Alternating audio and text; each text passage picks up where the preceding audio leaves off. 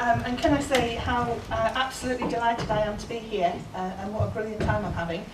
I'm so digital I don't have a watch, so forgive me when I set up the stopwatch on my phone. But yeah, I'm very excited about social media in research, and I think sometimes we overlook the fact that it's really relatively new. If you look at some of our more standard approaches to research and research methodologies, the first participant observation was in 1879. You could argue the first psychology experiment was done in the 7th century BCE by the Egyptian pharaoh Psammetichus, who separated two kids at birth and wanted to see what happened. The first randomized controlled trial was in 1948. That's not that long ago, but it's still quite a time. Look at social media. Google went live in 1998. It became a verb in 2006. Skype 2003, Facebook 2004. What's interesting is, as new social media appears, it seems to be adopted quicker and quicker. So it took 6 years for Google to become a verb. Google Plus was launched in 2011 and is now the largest growing social media platform, outstripping Twitter. That's amazingly quickly.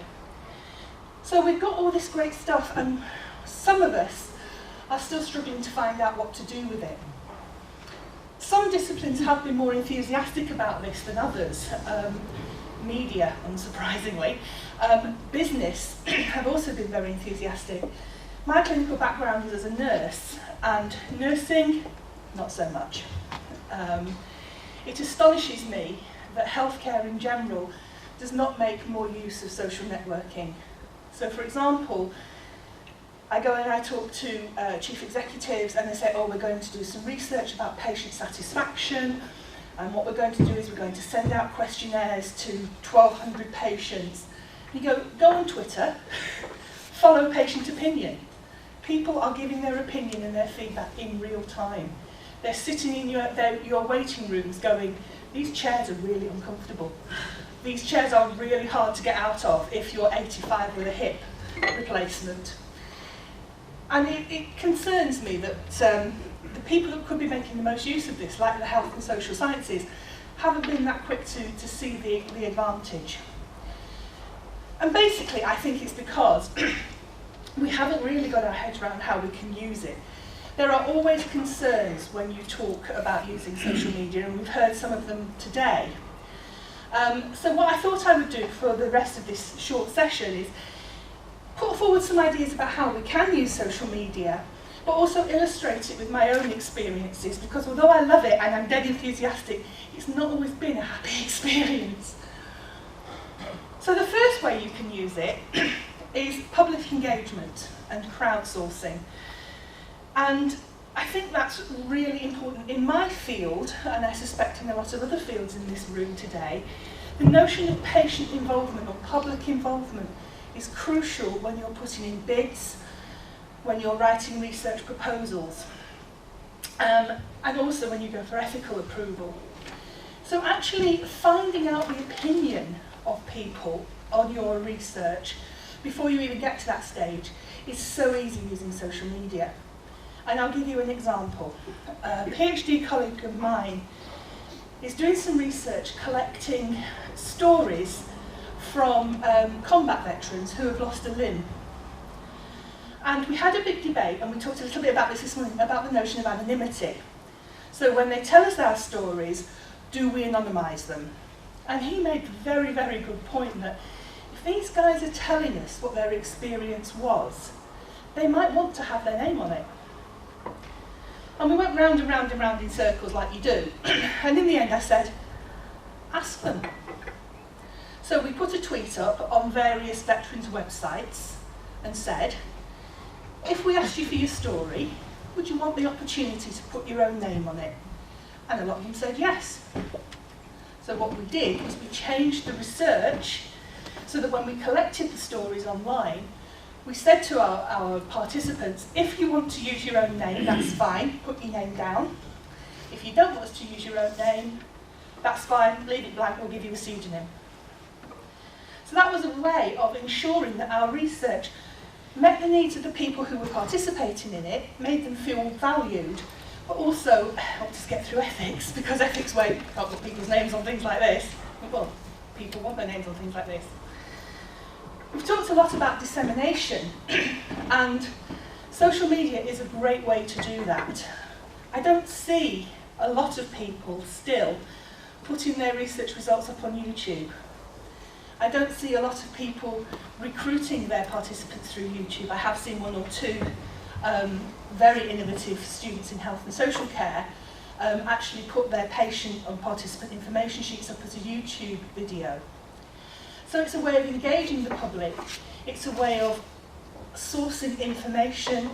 I would really, really one day like to see if we could crowdsource funding for patient-driven research. Because a lot of the research that's done in my field, a lot of the research that's funded in my field, is around very, very specific diseases, very, very specific conditions, and very often the patient voice is lost in that. And what patients care about isn't always what we're researching as professional researchers. Social media is a way of addressing that issue. It is a phenomenally rich source of data. Social media is almost like having the run of a historical library sometimes. It's a way of addressing issues that people throw away comments and you think, well, actually, we could find this out by using social media. So I'll give you another example. Most lecturers, certainly again in health and social sciences, if you say to them, oh, Wikipedia, go, Wikipedia, students all use Wikipedia, and we're always telling them not to, it's not accurate. How do we know it's not accurate? Nobody's looked at it. So that's what I did one week over Christmas for fun. I have no life. And what I did was, I picked 10 nursing and health related topics, 100 Wikipedia entries, and citation tracked every reference back. That was insane. I don't know what I was thinking. But basically what I found was 60% of information on Wikipedia in health and social sciences, very accurate. Lots of it, more than 50% of it, from very, very reputable sources, like the New England Journal of Medicine and JAMA. The one I liked best was the kidney one. There was about 108 references for the kidney, all of them very reputable, except the last one, which was from a French magazine telling you how to cook them. Wasn't quite what we were looking at, but ho-hum. So, when we go out asking people things, when we go out doing formal interviews and formal questionnaires, very often the information we want is there on social media sites. It's a brilliant way to reach seldom heard from groups. And this was so important when we were doing some research. We were doing research on information needs of vulnerable patients who were having chemotherapy for cancer. And by vulnerable, we meant people who could be perceived as vulnerable before they had the cancer diagnosis. So people with learning disabilities, people with mental health problems, people perhaps whom English wasn't a first language. All we wanted to do was say to these people, how can we do better? So it wasn't a particularly traumatic piece of research.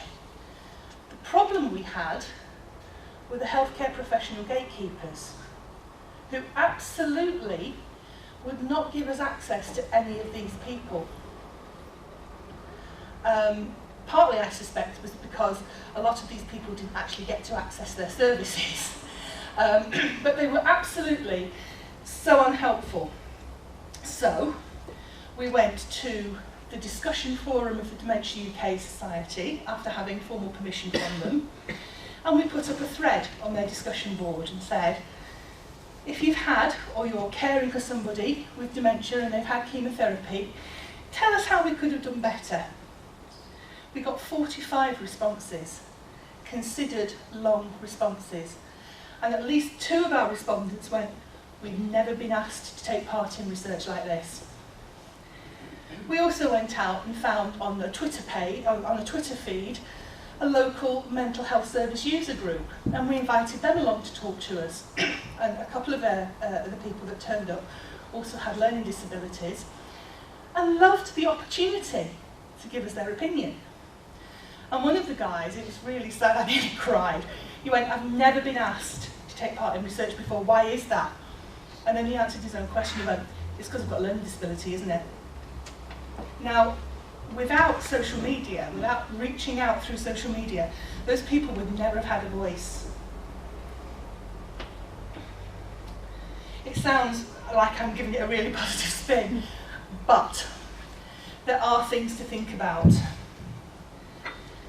Disinhibition in cyberspace is very, very well recorded. So if you're collecting data from chat rooms, from forum sites, you do need to be aware that sometimes people will disclose more in cyberspace and on a social media website than they will if they were in an interview with you. And we've already found that with the interviews we're doing with the servicemen. They're telling us more in social media than they are in the interviews because they can't see people. So people will share things in cyberspace that they probably wouldn't share in real life, and there's quite a number of recorded incidents of it's usually men, gay men, who have come out in cyberspace years before they come out in the offline world, because the social media community is far more supportive. So when you're collecting information like that, you do need to be aware that there is this element. And Sula, who was doing work with teenage girls, actually, after a long debate with himself, took some of the data out because he really didn't think that what these young girls had told him was appropriate and that they would want it in his research. And he wrote a long paper about the debate he had with himself about how whether we should do that or not.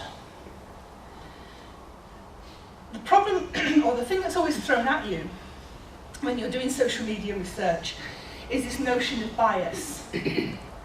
And people who are not impressed with social media research will go, yes, but you're only going to get people who are literate in using a computer, and you're only going to get people who have an axe to grind. How is that different from offline research? I'll always fill out a questionnaire for anybody, because I've done questionnaire research and I know how heartbreaking it is when you send out 10,000 and you get 15 back. So that doesn't necessarily make me representative of my gender or my age group or my occupation. It just makes me representative of people that have done questionnaire research. So there's still a bias there. And yes, you do get the people who have the sob stories to tell. You do also get the people who tell you the good stuff too. Increasingly, as we start to see potential research recruits in their 20s and 30s who have grown up in cyberspace, who will tell you everything. They'll tweet you that they've had a poo, and if they're on Instagram, you might get a picture as well. So I'm always a little bit perplexed by this accusation of bias, because I think you can say that about any research. You might want to take me up on that. Online ethics is a bit different. All the same ethical issues apply, but things like consent are a lot more difficult. The Association of Internet Researchers has got brilliant, well, did have brilliant guidelines on consent in internet research. They've just revamped them, and now they're nowhere near as helpful. But what Amy Brookman, who wrote them, says is you can't assume just because it's open access, that you can use the data. It's always good practice to check with the site owner. But she does say that if it's on a site that is open access, so you don't have to join, even if it's free, you don't have to come up with a username and password, that can be seen as standard literature data in much the same way that you could do data analysis through newspapers or articles. I've written a paper on it, you don't have to look it up, but there are some certain details, and the consent one is the biggest issue. So if you're going to do social media research, that's probably the one you need to think about when you go for the ethics approval. The other issue is identity. You don't know who you're talking to. And people will have a different identity, and I think it was Kathy this morning that says she has a friend who has 2 personalities on Facebook, and I thought that was very interesting. But when social media researchers talk about identity, they are genuinely talking about gender switching. A lot of gender switching goes on in cyberspace, mainly male to female. Not so many women pretending to be men, more men pretending to be women. I don't know why. And Vaskell did some work with women and said, how would you check, if you couldn't see them, how would you check that you were talking to another woman? What questions would you ask that would make you really confident that this was a woman and not a man? And all of the responses were about female biology. Because guys don't get the monthly craving for chocolate like we do, and they don't understand how that feels. It might not necessarily be a problem if you don't care what the person's offline identity is. And that, again, is a debate you need to have with yourself. If you're using social media to collect research data, do you care? So when we were talking to the carers and the people with dementia, we really did care about their offline identity. We wanted to know that we were talking to the people they were in the real world, if you like. But if I was doing research into people that play World of Warcraft, why would I care about their offline identity?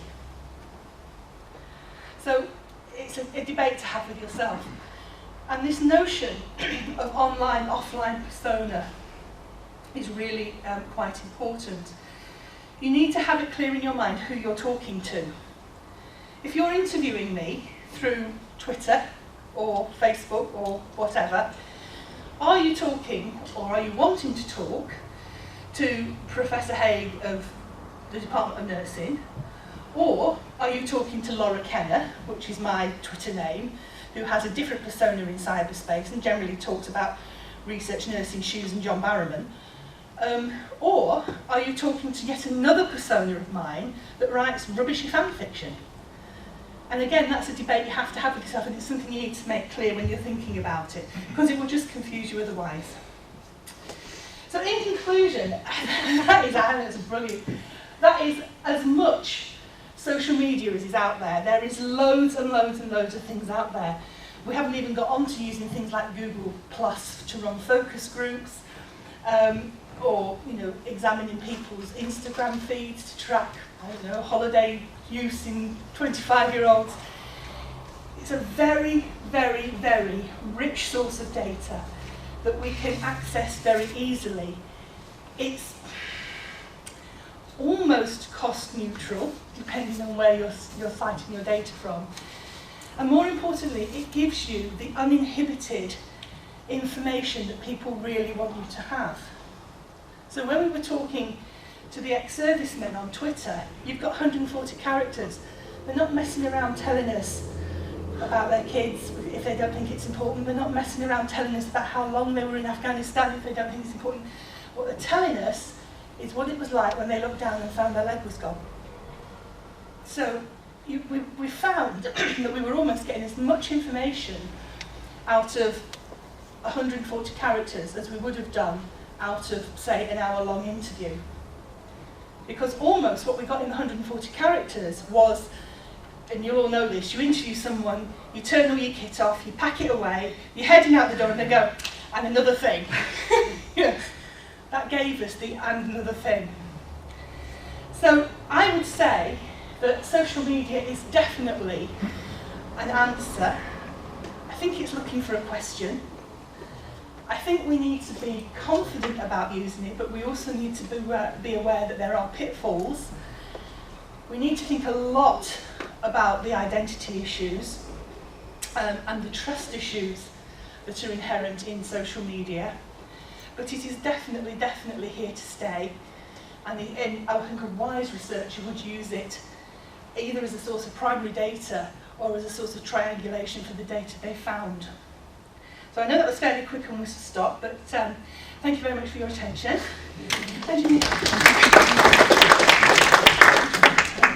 Karen left a lot of time for questions. Yes. Well, I thought there might be some. Yeah. No, not a one. Yes. You mentioned crowdsourcing for research funding. Oh, I'd love to do that. Well, you may want to, we had a presentation at GIST by Professor Deb Verhoeven from Deakin University in Australia. And they've been running an experiment in crowdsourced funding for research across a number of disciplines. I don't know whether you're aware of that. I know Professor, but I didn't know that. I think that would be brilliant because I think what's interesting, I was on the website the other day, they're setting up the Academic Health Research Network, like I think a lot of cities are. And I looked at the people on the board, and they're all SEOs of hospitals, and they're all white middle class male. And their research agenda is what you would expect from white middle class males. It's cardiovascular, it's respiratory, it's diabetes. There was no patient voice on there was no woman's voice on there was no ethnic BME voice on there. And I thought, we're putting all this money into research, but it's not what the patients care about. What patients care about is how people talk to them, or what I care about is why am I giving them scratty bits of paper when I should be being recommended an app to manage my problems. So I think sooner or later, probably later rather than sooner, it will see that. You know, people are already getting into crowdsourcing movies, and crowdsourcing short films, and crowdsourcing books. How long before we jump on that bandwagon too? Well, they've actually funded some projects using crowdsourcing. Oh, that would be brilliant. They've actually done it. I'll share the URL. Oh, fantastic. The most successful ones that raised the money, the ones that did social media engagement. Yes. There was one which didn't, which they left as a control, and that one raised $250. Wow. The most successful one, you should watch the videos of maggot and germ puppets. Oh, painting. cool. Very cool. Yeah. Yeah, I think sooner or later we're going to go that way. Particularly, and I say this all the time, you know, when my anti-social media colleagues go, oh, you know, older people don't use social media. Well, maybe not. You know, the last figures that came out said something like 49% of Facebook users were over 35, so heading that way. But what they're missing, the point they're missing is, I am the next generation of older people. You know, put me in a nursing home without free Wi-Fi, see how quick I kick off. You know, we will see a change in how we talk to people and how we collect people through for research, and social media is going to be one of them. More of my friends on Facebook are my age, whereas more of my friends on Twitter are younger than me. So there's a real interesting split in how people are working as well, and what they're doing with the social media. And increasingly, I think people are using Twitter for professional reasons and Facebook for family and friends, but the lines are blurring. We talked about this morning, and I don't necessarily think that's a bad thing. Yeah.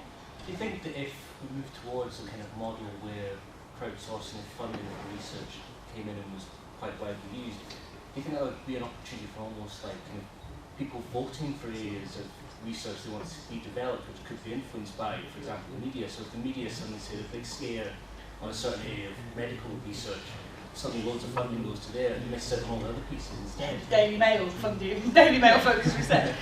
I think you have a point, but I mean I can only talk really authoritatively about my own field. And even in, you know, if you say to people at the moment, where do you think a lot of research funding goes? Most of them would say cancer, because the cancer charities are on the TV every day, going to give us money. But even within cancer, there are hierarchies. So when my friend got breast cancer, someone said to her, gosh, you're really lucky, because that's one of the sexy cancers. Whereas if you get something like pancreatic cancer, which will kill you quicker than breast cancer anyway, there's nowhere near as much money going into that.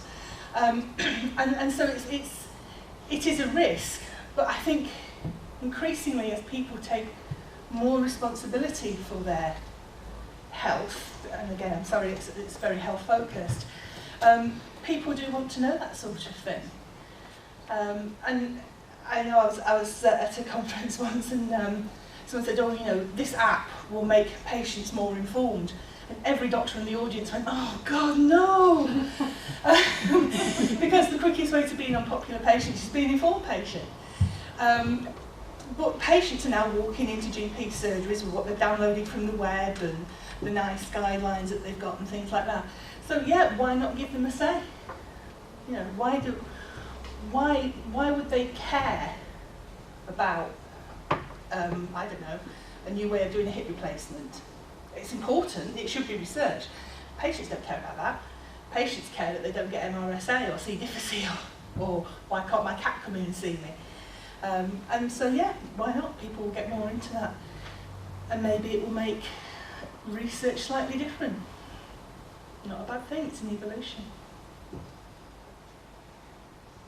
I think you have a question for Facebook. You said something.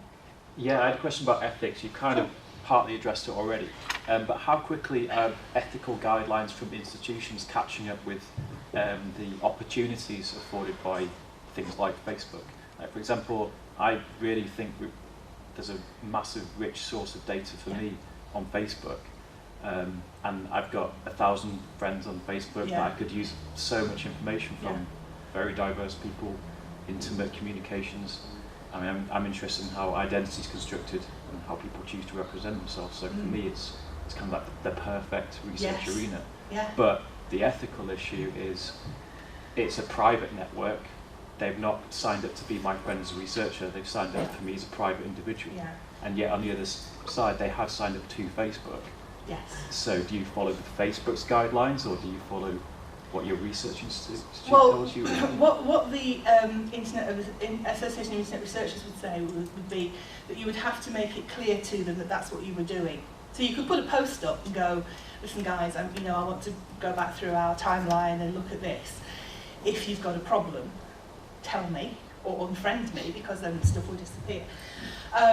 But ethically, as long as they know that and you give them the opt-out, you should be okay. You should be okay. It's about being overt with what you're doing. People have done research just lurking. That's probably the best way. It is, but it's actually frowned upon, really, because of disinhibition. Because people don't, if they thought that what they were saying was going to be used in research, they might think twice about saying it. But certainly from an ethics viewpoint, it shouldn't be an issue, providing you make it clear to them more than once that this is what you're doing. And with the sort of data, I guess, that you'd be looking at, it wouldn't be hard to track back if somebody changed their mind and then just take them out of your data analysis. So from an ethics viewpoint, consent, because it's... You can't just presume consent because they put it out on Facebook. I think it would have to be more dissent than consent, really. Right. Because they put this stuff up there and it's a public domain, even more public now, so the CIA have probably read it all anyway. There would be an argument that attempting to get consent by going, listen guys, this is what I want to do, have you got a problem with that? And as long as you can be shown that you've made every reasonable effort, then that's fair enough. If you email me, I'll send you a paper that might help. All right, I'll send you a couple of papers that might help, actually.